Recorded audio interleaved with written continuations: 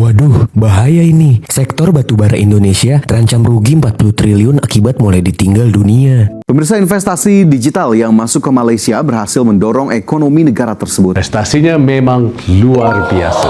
Dalam 9 bulan pertama tahun 2025 ini saja, Malaysia berjaya menarik pelaburan yang diluluskan sebanyak 285.2 bilion ringgit. Investor kabur tinggalkan Indonesia. Kemana pemerintah selama ini? Wakil Menteri Ketenagakerjaan, Immanuel Ebenezer menyebut banyak investor di Indonesia menjadi korban pemalakan oleh ormas dan tokoh masyarakat. Pada investasi langsung terus mengalami penurunan. Kenapa Malaysia diserbu pelabur asing, investor-investor asing itu lari ke Malaysia, sedangkan di Indonesia investor-investornya malah kabur? Ada apa dengan Indonesia? Assalamualaikum warahmatullahi wabarakatuh. Jumpa lagi para sahabat dan teman-teman dengan Mas Farhan. Gimana kabar-kabarnya? Semoga kalian semuanya sehat-sehat saja. Yang baru bergabung di videonya Mas Farhan, terima kasih banyak-banyak yang sudah setia menonton di channel ini. Saya doakan semoga kalian semua dimurahkan rezekinya, dipanjangkan umurnya, dijauhkan dari malak bahaya oleh Allah Subhanahu wa taala. Amin amin ya rabbal alamin. Oke para sahabat dan teman-teman, di video kali ini Mas Farhan akan ngereaction beberapa video yang sudah di-tag di TikTok Mas Farhan yang ngebahas tentang ekonomi Indonesia. Mengapa di era kepemimpinan Bapak Prabowo ini ekonomi ini terancam sangat mengerikan para sahabat. Kenapa banyak investor-investor asing itu melarikan diri daripada Indonesia, takut untuk menanam modal dekat Indonesia? Ini bukan hanya sekedar hoax para sahabat, ini reality, ini memang fakta. Bahkan di TV Indonesia sendiri, di TV Indonesia, berita internasional Indonesia memberitakan bahwasanya di era di kepemimpinan Bapak Prabowo ekonomi semakin teruk, banyak investor lari, terutama lari ke Malaysia. Kenapa mereka bisa lari ke Malaysia? Tentu sebab akibat para sahabat, karena dekat Indonesia dari segi pemalakan preman-premanisme yang masih yang dikatakan juga pemalakan tanah ini, keamanan macam itu tentang keamanan masih sangatlah down dekat Indonesia, masih dikuasai mafia-mafia tanah macam itu. Sedangkan dekat Malaysia sangat terjangkau dan juga dari segi keamanannya juga, mata uangnya, pokoknya is the best pokoknya. Kenapa? Kita tengok sama-sama para sahabat, agar kalian tidak penasaran seperti apa videonya. Jangan lupa bantu sokong channel ini dengan like, comment, share, dan subscribe-nya. Kita langsung ke videonya. Let's go. Waduh, bahaya ini. Sektor batubara Indonesia terancam rugi 40 triliun akibat mulai ditinggal dunia. Dari Januari sampai Mei 2025, ekspor Mongolia ke Cina naik 44,8%. Ekspor Afrika Selatan ke India juga melonjak 26,1%. Sementara itu, ekspor batubara Indonesia ke Cina justru turun 12,3%. Dan ke India anjlok 14,3%. Secara keseluruhan, ekspor nasional kita amblas 12% hanya dalam 5 bulan pertama 2025. Dari yang biasanya jadi penyumbang devisa terbesar, kini justru jadi sumber kekhawatiran. Kenapa semua ini bisa terjadi? Karena negara pesaing jalan cepat, sementara kita diam di tempat. Cina dan India kini cari batubara berkalori tinggi, lebih hemat biaya per ton energi. Rusia kasih harga diskon besar-besaran demi rebut pasar Asia. Mongolia dan Afrika Selatan juga tancap gas dengan dukungan logistik yang efisien dan insentif dari negara. Indonesia kalah bersaing, biaya produksi tinggi, infrastruktur belum efisien, dan hampir tak ada terobosan dari sisi teknologi tambang. Penambang Indonesia mulai alihkan pasokan ke dalam negeri, tapi jujur saja, itu langkah bertahan, bukan solusi jangka panjang. Asosiasi Jasa Pertambangan pun prediksi ekspor tahun ini bakal turun lagi 10%. Kalau kita tetap bertahan dengan pola lama, Indonesia bisa tersingkir dari peta energi dunia. Pasar terus bergerak dan mereka hanya pilih yang paling efisien. Dipalak ormas, investor kabur tinggalkan Indonesia. Kemana pemerintah selama ini? Wakil Menteri Ketenagakerjaan, Immanuel Ebenezer menyebut banyak investor di Indonesia menjadi korban pemalakan oleh ormas dan tokoh masyarakat.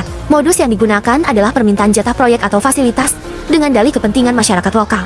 Noel membandingkan dengan Vietnam yang jauh lebih ramah terhadap pengusaha dan menyambut investasi dengan karpet merah. Banyak pengusaha merasa lebih dihormati saat berinvestasi di luar negeri daripada di negara sendiri.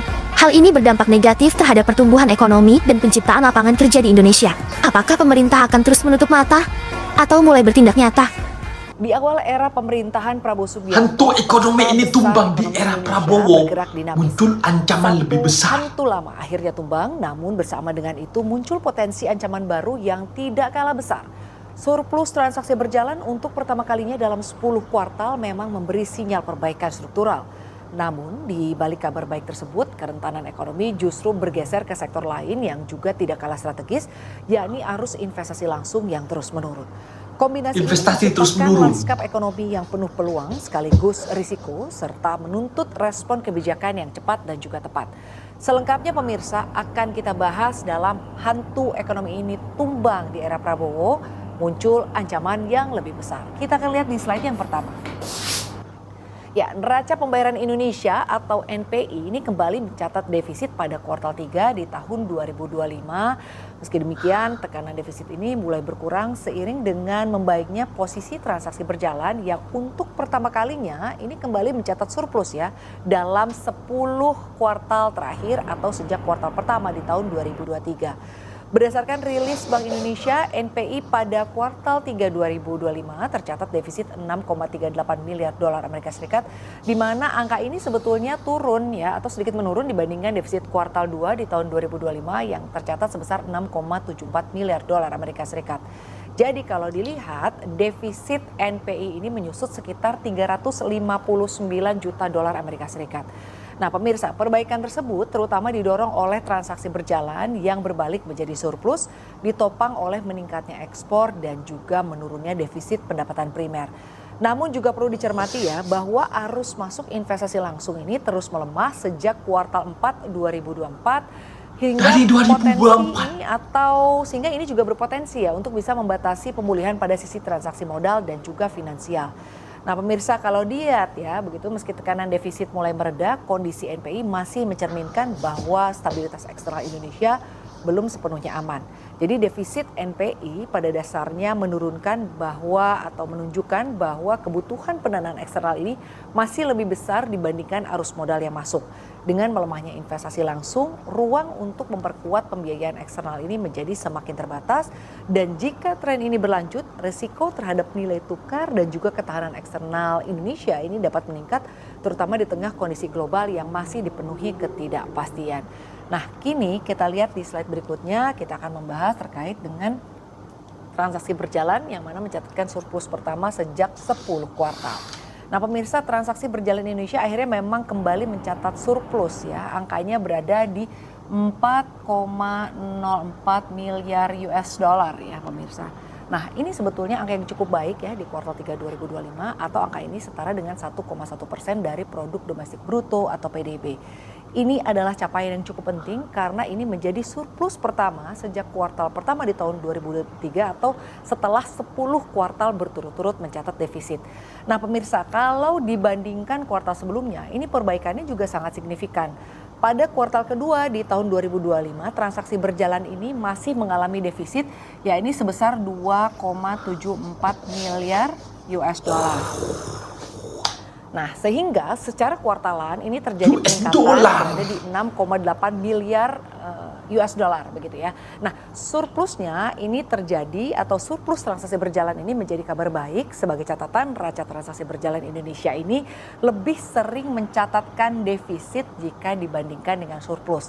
Nah, defisit transaksi berjalan bahkan kerap menjadi hantu atau sesuatu yang menakutkan ya bagi fundamental ekonomi karena ini bisa mengurangi daya tarik bagi investor.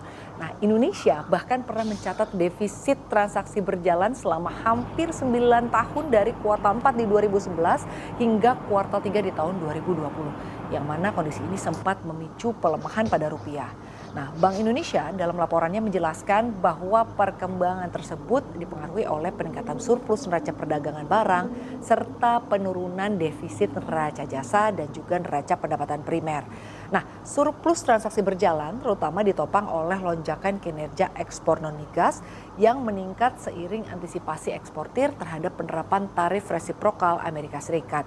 Pemirsa, beberapa komoditas yang menopang kenaikan ekspor antara lain adalah besi baja ke China, lalu juga ada kelapa sawit atau CPO ke India, lalu juga ada mesin listrik ke Amerika Serikat. Nah, di saat yang sama, impor non migas ini tetap terjaga untuk bisa mendukung kegiatan ekspor dan juga permintaan domestik. Sementara itu untuk defisit neraca jasa cukup menyempit ya berkat meningkatnya ekspor jasa perjalanan seiring dengan juga kenaikan jumlah kunjungan wisatawan asing yang datang ke Indonesia. Nah, defisit neraca jasa ini menyempit menjadi 4,31 miliar US dollar ya pemirsa pada kuartal 3 di tahun 2025 atau turun dibandingkan defisit pada kuartal sebelumnya yang mencapai 5,21 miliar US dollar pemirsa. Nah, di sisi lain defisit pendapatan primer juga membaik karena ini lebih rendah pembayarannya begitu ya atau pembayaran imbal hasil investasi asing setelah berlalunya periode pembayaran dividen dan juga bunga kupon yang tinggi pada kuartal-kuartal sebelumnya.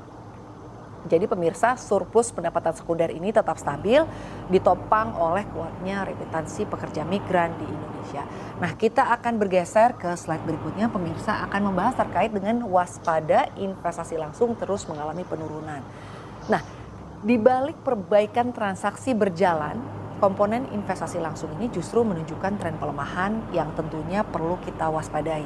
Berdasarkan data Bank Indonesia, investasi langsung terus mengalami penurunan. Ini angkanya turun pemirsa di 2,46 miliar dolar atau menurun cukup tajam ya dibandingkan 3,53 miliar US dollar di kuartal 2 di tahun 2025. Nah, jika melihat pola dalam beberapa kuartal terakhir, penurunan ini telah menjadi tren dalam jangka pendek.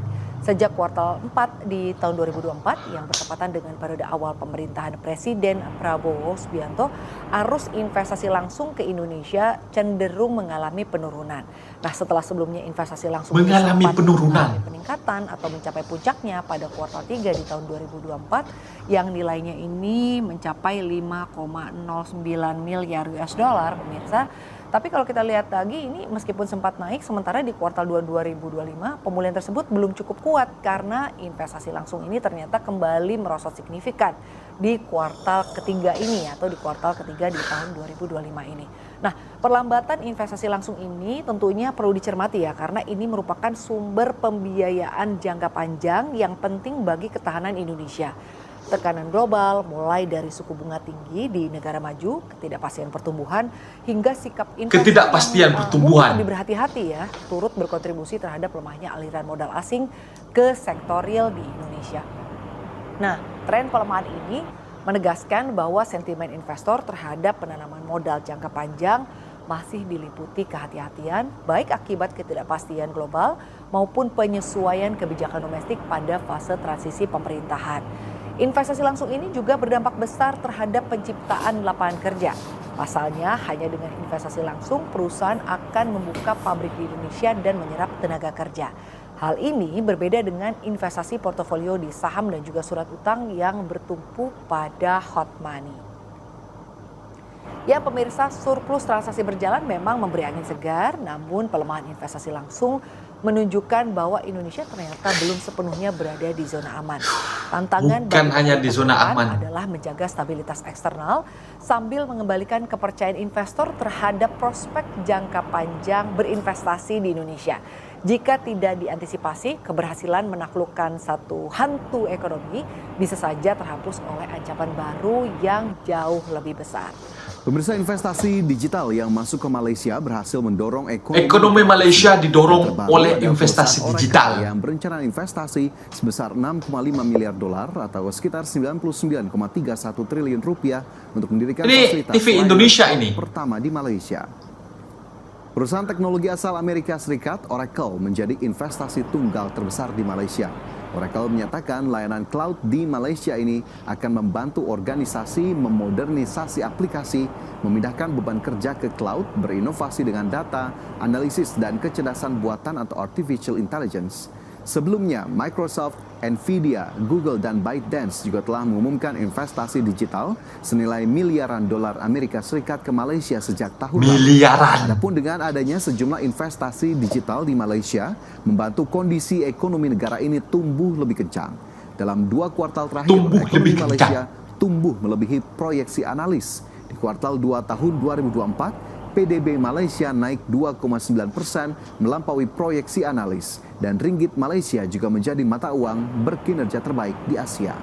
Kita baru saja dapat angka rasmi dan prestasinya memang luar biasa. Dalam 9 bulan pertama Menteri Ekonomi Malaysia ini sahaja, buka suara Malaysia sendiri. berjaya menarik pelaburan yang diluluskan sebanyak 285.2 285. Ini adalah peningkatan 13.2% berbanding dengan tahun lepas. Maknanya, keyakinan pelabur dari seluruh dunia terhadap Malaysia, terhadap ekonomi kita dan terhadap kestabilan politik di bawah kerajaan Madani semakin teguh. Kita lihat banyak negara lain bergelut dengan masalah ekonomi, tapi Malaysia kita terus bergerak ke hadapan. Ini menunjukkan strategi ekonomi kita, terutamanya melalui NIMP 2030, betul-betul menjadi. Apa maksud 285.2 bilion ringgit ini untuk anda? Pertama, lebih 150,000 peluang pekerjaan baru untuk anak-anak kita. Kedua, peralihan kepada pekerjaan dan industri yang berteknologi tinggi dan bergaji yang lebih baik. Ada yang tanya, dari berbilion-bilion pelaburan diluluskan ini, berapa peratus saja yang direalisasikan? Setakat September 2025, 85% pelaburan diluluskan telah pun direalisasikan. Ya, tinggi tak? Mengapa bukan 100%? Bukan kilang ni, bukan macam bina reban ayam. Lepas dapat kelulusan, kena beli tanah, bina kilang, beli jentera, pasang jentera, bukannya boleh siap sekedip mata. Biasanya akan ambil masa sehingga 24 bulan sebelum kilang dapat beroperasi. Jadi, mari kita teruskan momentum ini. Kekalkan fokus, terus bekerja keras dan kita buktikan Malaysia mampu menjadi kuasa ekonomi global yang disegani. Itu dia para sahabat dan teman-teman video yang sudah kita simak, bahwasanya Malaysia mampu untuk mengendalikan ekonomi terbaik di Asia, bahkan di dunia, di global para sahabat. Sedangkan Indonesia masih di era Bapak Prabowo ini masih diambang terancam dengan ekonomi yang memburuk para sahabat. Bahkan yang dikatakan investor-investor itu kabur para sahabat dari tahun 2024 itu memang benar adanya, benar, bukan hoax para sahabat. Bahkan ketika Indonesia itu membuka ibu kota yang baru, IKN, itu merupakan dari statement Bapak Jokowi dulu. Mas Farhan masih ingat dengan statement mereka yang mengatakan IKN diserbu pelabur investor asing. Bahkan banyak yang telefon saya meminta untuk melabur dekat sana. Tapi sekarang apa? Sekarang banyak yang mengatakan mangkraklah ini. Tapi harap-harap jangan mangkrak para sahabat. Karena kemarin aku menengok sebuah video di Jakarta dijangka akan tenggelam karena lebih tinggi air lautnya berbanding tanah atau kota para sahabat. Bahkan dinding raksasa itu boleh meluap airnya para sahabat. Jadi harap-haraplah Indonesia ini ibu kota yang baru itu jangan mangkraklah, boleh diselesaikan dengan baik agar Indonesia itu tidak ada orang yang membuat statement bahwasanya Indonesia akan bubar para sahabat. Malu para sahabat. Dulu memang banyak yang sombongkan diri kepada Malaysia. Sekarang banyaklah bercermin. Jangan malu-malu. Banyaklah mencontoh. Banyaklah meniru ilmu. Sekarang ini bahkan untuk menarik pelancongan asing saja, Indonesia memberikan diskon kepada orang yang datang menunjukkan paspor ke Indonesia, akan diberikan diskon para sahabat. Itu diskon akhir tahun sampai diberitakan di TV Malaysia baru-baru ini para sahabat. Jadi jangan malu-malulah untuk bercermin kalau mau maju juga. Kalau kalian malu dan malah kalian mengejek negara yang sudah siap maju di tahun 2030 ini, sudah dengan ketahanan ekonomi globalnya, kalian malah mengejeknya, kalian akan hancur sendiri para sahabat. Jangan kalian untuk malu untuk bercermin. Indonesia jangan malu untuk bercermin, itu saja agar lebih baik ke depannya. Mungkin videonya sampai di sini para sahabat, dan teman-teman apabila ada kata benda yang silap, Mas minta maaf sebesar-besarnya. Mohon dibenarkan di kolom komentar. Assalamualaikum warahmatullahi wabarakatuh.